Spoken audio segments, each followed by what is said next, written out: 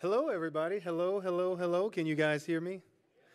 Now, for me, it's a little bit of a struggle knowing that I was coming on after lunch, so you're all kind of getting sleepy right now. So I tried to make some good visuals, a little bit provocative, although I'm going to echo a lot of the things that I heard Christian and others folks say earlier. So we'll try to have a little fun with it today. Wanted to thank everybody who is here today, along with Amazon and some of our co-partners, our regional partners who made this happen, Coalition for Smarter Growth, Greater Washington. There's a sort of long list, obviously COG, and the Metropolitan Washington Council of Governments, so that is COG. And thinking about equitable transit-oriented development, what we're going to do today is try to have you guys think differently. That's going to be my mantra for the day. And as we're having the conversation, if you want to talk about this on social media, Instagram, Twitter, you see my handle there. No shame in the game, right, Kellyanne?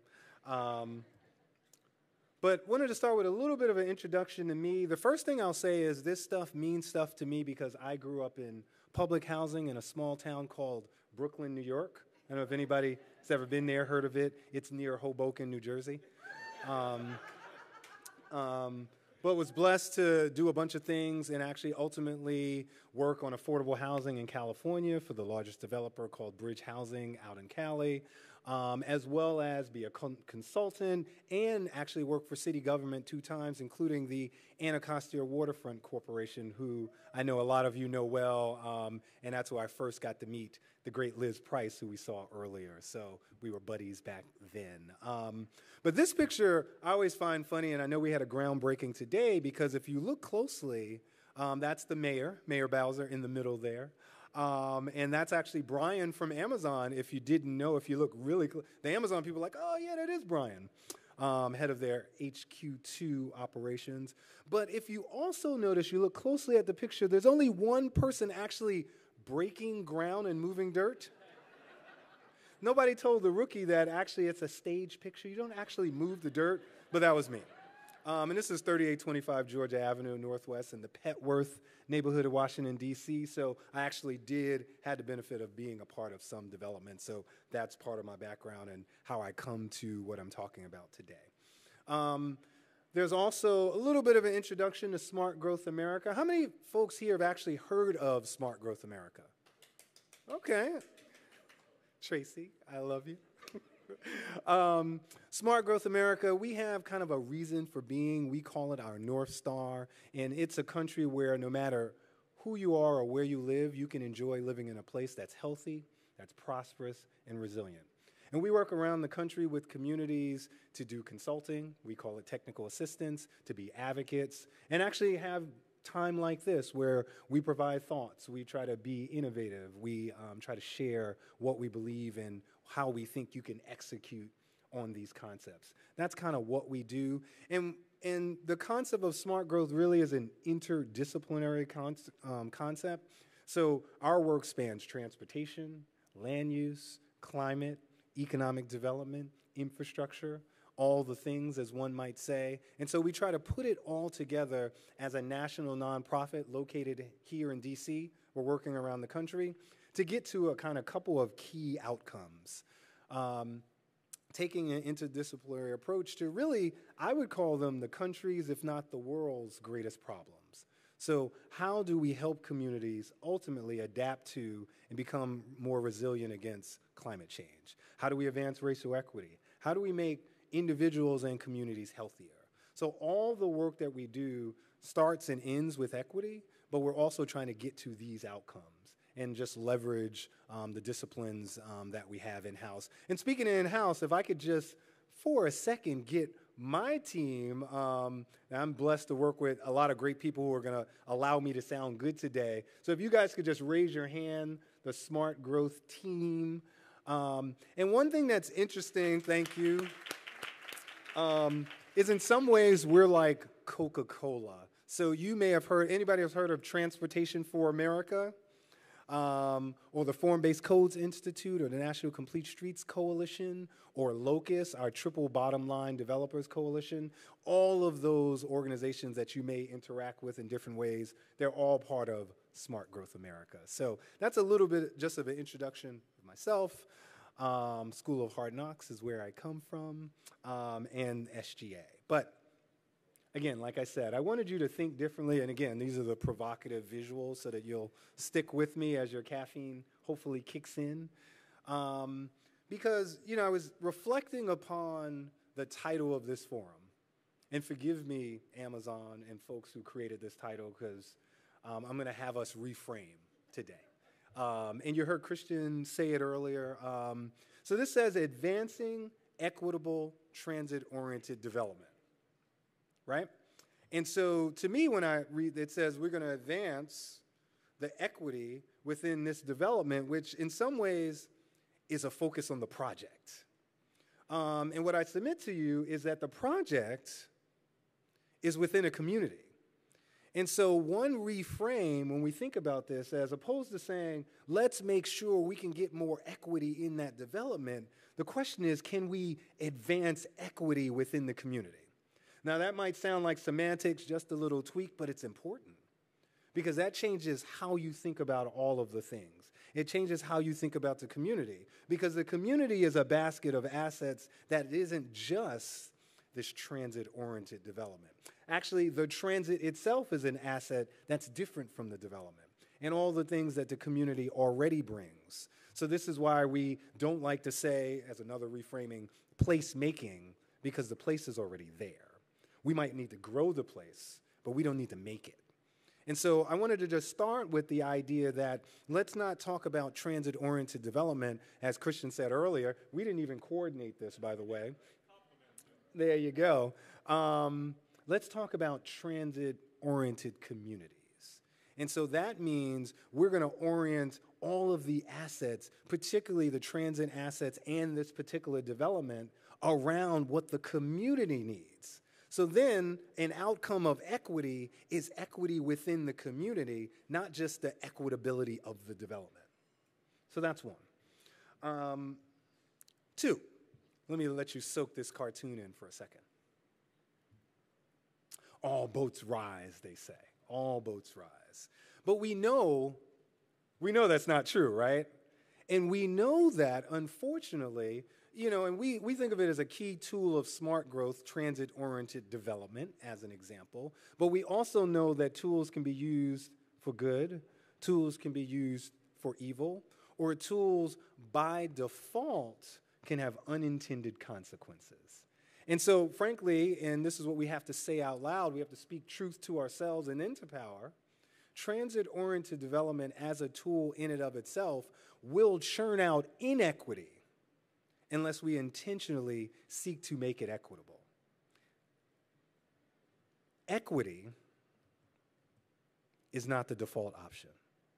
And it's not the default option for, you can read this visual, but we all know that if you just plop a new development in a community without warning, or even with warning, but without the tools in place to ensure that the people there can benefit from it, that's where you get displacement. And so, and I was talking to Jason Sartori earlier, one of the talks that I like to do is everything you know about gentrification is half right. And that's because what we need to do is not fight gentrification. What we need to fight is displacement, right? So we don't need to say we don't want transit-oriented development in our community as policymakers responding to the needs of the community, as elected officials, or as a developer who just throws their hands up and says, look, I'm tired of all this, I'll go elsewhere. What we need to say is, what are the tools we can put in place to fight displacement of the people that are there? But that's just step one. It's not just, as I would call, fighting displacement defense. We also need to play offense. And the offense is, how do we make sure that there's equity advanced within the community by virtue of this development coming to it? And that means playing offense, meaning putting tools in place before we actually get to the development. Because again, equity is not the default option. If we just do what the market would otherwise do, we are almost certainly going to churn out inequity. Inequity is not a bug in the system, it's a feature of the system, right? And so what can we do? And we talk a lot about affordable housing and all sorts of types of equity. So I wanted to just talk about some things that maybe you hadn't talked about recently. And also just to prove to you guys that this is not just a canned speech that I just do all the time. So let's talk about an article that just came out a little more than 10. Anybody read this article? Catherine, I saw you reposted it on LinkedIn, so I know you read it. But this article had a number of implications for equity in a way that isn't just the typical conversations we tend to have. And the thing that it said, and we'll show you a little bit of a chart from this New York Times article, is that, the market has a problem. There are people of an age, 50 plus. I know there's some people who feel a kind of sort of way when I start saying older and the like, so some people are smiling, some people are frowning right now. But the basic idea is you have a whole cohort, thousands of people who are stuck in their homes. And I always look at it like almost like a hierarchy or, things flow down the line. And you can say that if you have a 50-plus person of means who are stuck in their row house in Capitol Hill, cannot sell it and move somewhere else to a smaller place, that's going to affect homelessness down the line. There's going to be less affordable housing because folks that are in workforce housing, if you call it that, will now be stuck in affordable housing and on and on and on until you have somebody living in their car. And so we have to confront that the market in and of itself will not build for what we know we need. So as policymakers, as leaders, as elected officials, we have to understand that, no, developers are not the bad guys. The private sector are not the bad guys. But we have to partner, we have to collaborate, and sometimes as policymakers and as leaders, we have to put a thumb on the scale. And this is just one example. And in the article, it mentions that, in the 80s and 90s, 40% of the houses we built were 1,400 square feet or below. That number is now 7%. So we have this mismatch where we have thousands more people of means living in houses that are too big for what they actually need, but they can't go anywhere else, and that has equity implications down the line. And just one visual of that from the article, African American folks are more likely to be those people in every age category. So you're going to have a domino effect, particularly for people of color, but in this case, African Americans, of this housing mismatch. So we talk a lot about the various mismatches in equity, affordable housing, size of units, and the like, but this is yet just another one. So I wanted to also reframe what we consider issues of equity, because it's not just race, it's also age groups and the like. And I see a former AARP person nodding her head vociferously. But I did want to quickly take a step back because I think sometimes we skip over, and I know the next couple of panels are about implementation, but do we stop and actually remind ourselves why we even want to do this? And so one of the things I like to say, and a lot of you know, that a household's three basic most highest costs are housing, transportation, and energy. And we often have all of our conversations about equity about housing. We need more affordable housing, Where are people going to live? But this is all dollars and cents, though.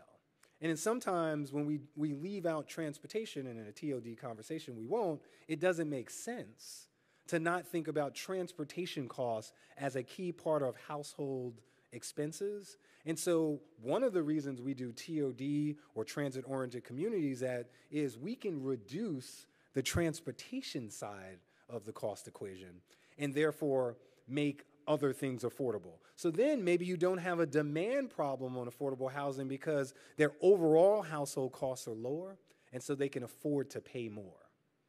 It's just a different way of thinking about it. I put on the slide here, this is from the Center of Neighborhood Technologies index. You can go online and generate this from any city. We're in Bethesda, so I put this up here. And we have a metric where we say one way to think about this is, are your housing and transportation costs, when they combine, are they less than 45% of your annual income? And we usually use shorthand H plus T. less than 45% of your annual income. And then you can break that into HUD, really talks about 30% for housing and 15% for transportation. And so you can do an assessment and look at various places and say, where can we toggle the scale? If we can't solve the affordable housing problem, can we allow people not to have a car or to take shorter car trips or to not have to drive as many places, and therefore they spend less on gas, they spend less on car maintenance, maybe they have less cars, and all of that reduces their transportation costs. That can also be an aspect of equity, and it's all interconnected. And so this is Bethesda, and one of the reasons besides being here I wanted to show this is I can't afford to live in Bethesda. This is part of the problem. So when we're trying to get to equity, we're thinking about all these places, and it's like, well, the folks that need it the most, that we can get to that basket of costs and maybe pull down the transportation side, they can't afford to live in the places that actually have this benefit. Now, I show a couple of other cities here. I turn this into a bar chart. Now, this is funny because I was working with a colleague, shout out to Tiffany who's not here, and we were trying to find cities to make a point where you can see this moment where it's the transportation cost that's killing them.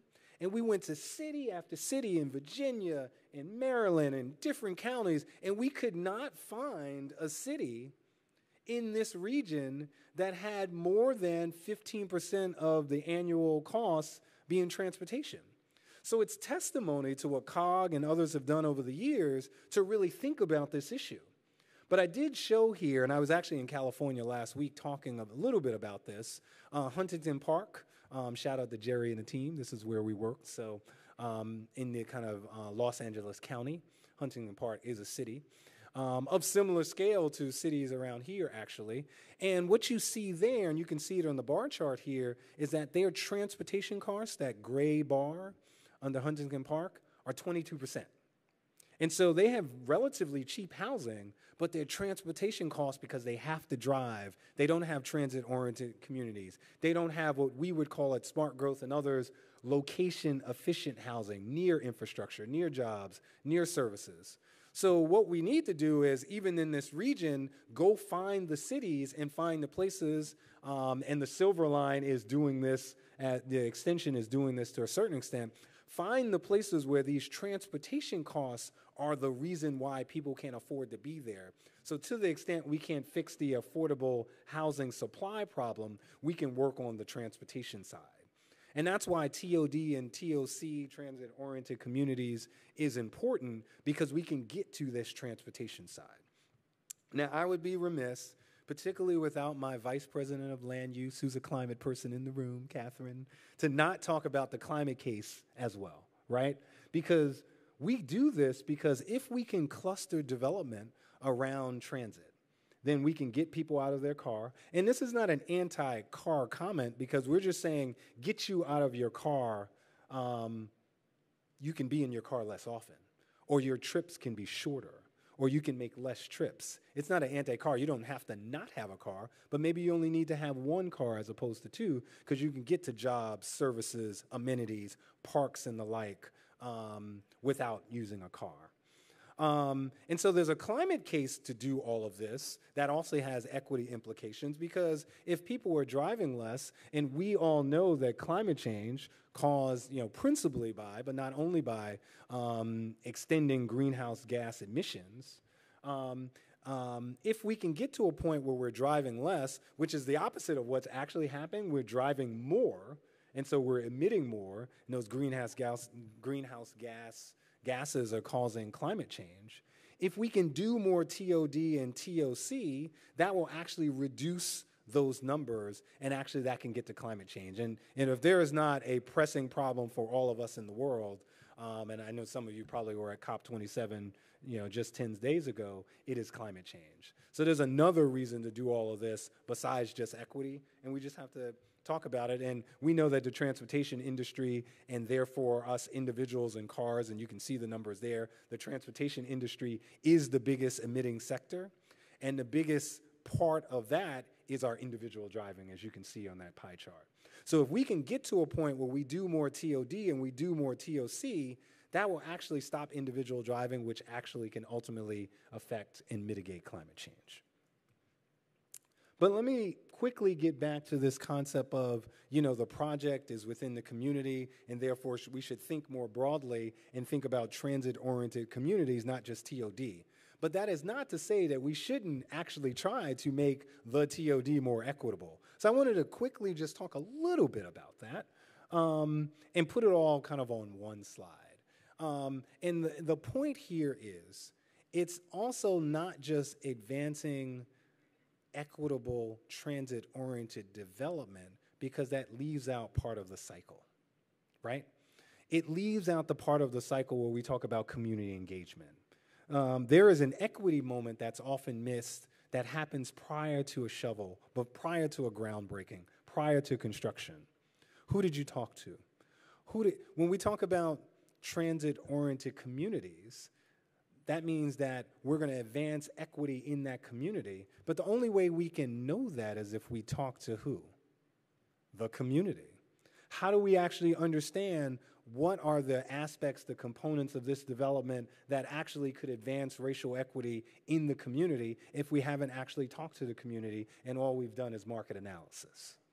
Right? So that could look like, oh, well, I need family-sized units, and as a developer, I know you might say, I cannot. Family-sized units are not going to pencil. You're not going to get 3 bedrooms here. Okay. Let's talk about your retail.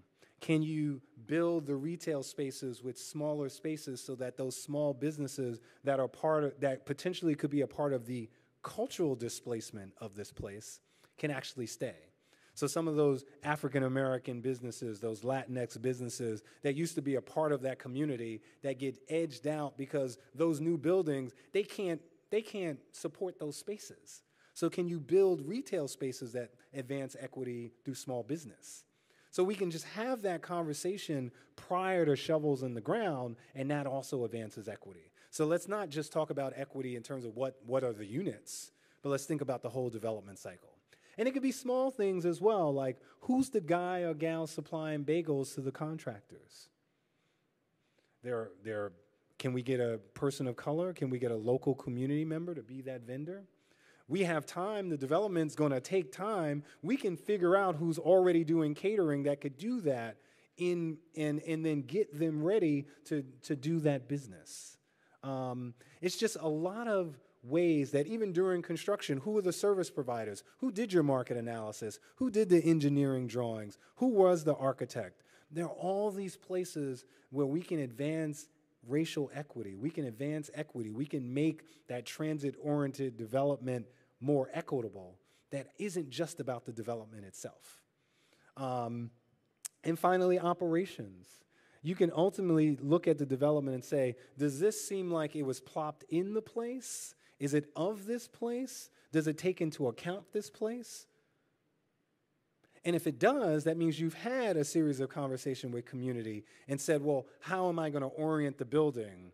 How am I going to cause shadows in the neighborhood? Is this building going to have kind of a curtain wall that seems forbidding, makes it really clear? Is it going to have gates and the like that says to the folks, this is for those new people, not you? Because some of the displacement isn't financial, isn't physical, it's psychological. It's cultural.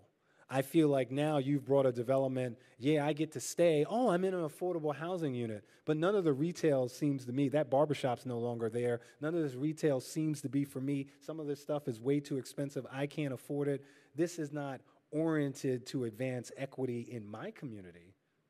This is just another development. And so if we think about the entire cycle, we can find many different ways, because sometimes there's going to be a moment where a market rate developer can't create equity in its development. But let's not let them off the hook.